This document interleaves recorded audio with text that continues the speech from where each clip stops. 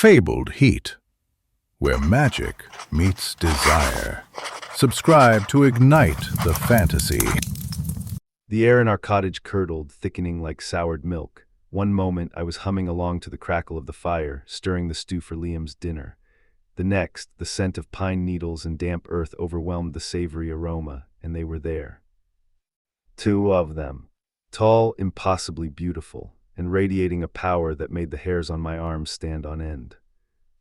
The first, Liam, was a symphony of shadows and moonlight, hair like spun obsidian, eyes the color of a twilight sky just touched with starlight, and a smirk that promised both pleasure and pain. The second, Finn, was a blaze of sun and summer. Auburn hair cascaded down his back, framing a face sculpted with wild angles. His eyes were the green of a mossy forest floor, and a playful glint danced within them. And between them my husband Thomas stood frozen, his face drained of all color, save for a thin sheen of sweat. Thomas, Liam's voice was a low, velvety rumble that vibrated through my bones. The debt is due. My stew pot clattered to the hearth. What debt? What are you talking about? I moved towards Thomas, reaching for his hand.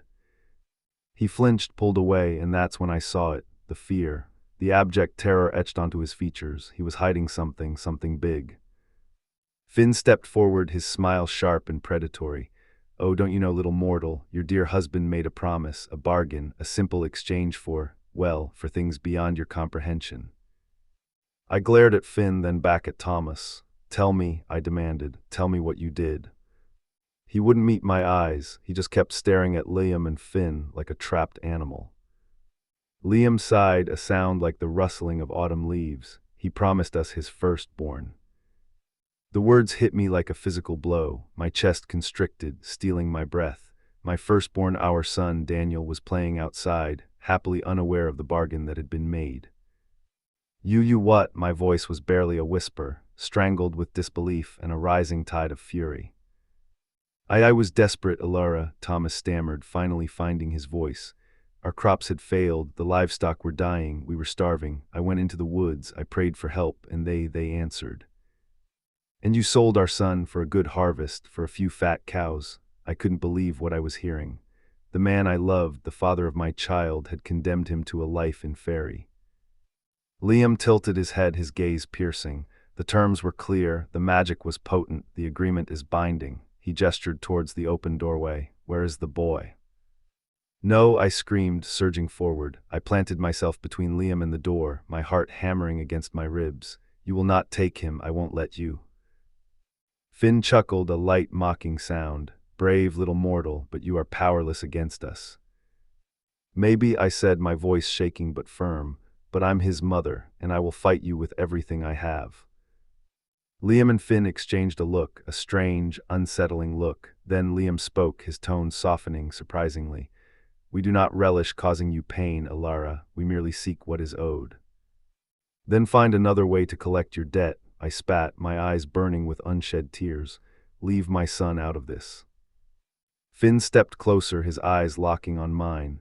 There is another way, he said, his voice a low hum that vibrated through me, a different kind of exchange. I swallowed hard, bracing myself. What is it? Liam and Finn exchanged another glance, this one longer, more intense. Liam spoke, his voice filled with a strange gravity. We will release your son from the bargain, but in return you must come with us. My breath caught in my throat, go to Fairy, leave everything I knew behind. What would I do there? I asked, trying to keep my voice steady. Finn's lips curved into a slow, wicked smile. You would become ours. Liam nodded, not as a slave, but as a part of our world, our lives. The implications of those words slammed into me with the force of a tidal wave. They weren't talking about servitude, they were talking about something else, something intimate, something more.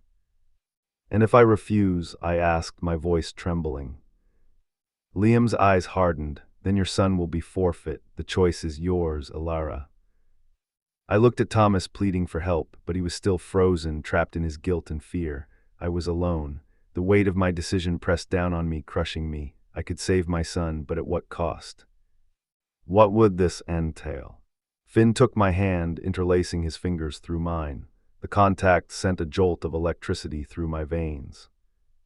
You would come to our home. You would share our bed, Liam added, stepping closer. You would learn our ways. And you would become one of us in every sense of the word. I felt a strange pull, a primal desire to agree, to surrender to the allure of these otherworldly beings. But fear still held me back. The unknown stretched before me, vast and terrifying. And Thomas, what happens to him? Liam's eyes flickered to Thomas, a slight distaste in his gaze. He is of no concern to us. Your agreement will void his entirely. He can stay here, Thomas mumbled. Liam and Finn stepped back, leaving me to make my choice. We can return another time if you need more time to decide, Liam said, giving my hand a gentle squeeze before letting go. No, I will go, just promise me Daniel is safe. Finn and Liam nodded, a look of satisfaction on their faces. He will be safer than he ever would have been here. As they walked out of the cottage, I felt a sense of dread wash over me. What had I just done?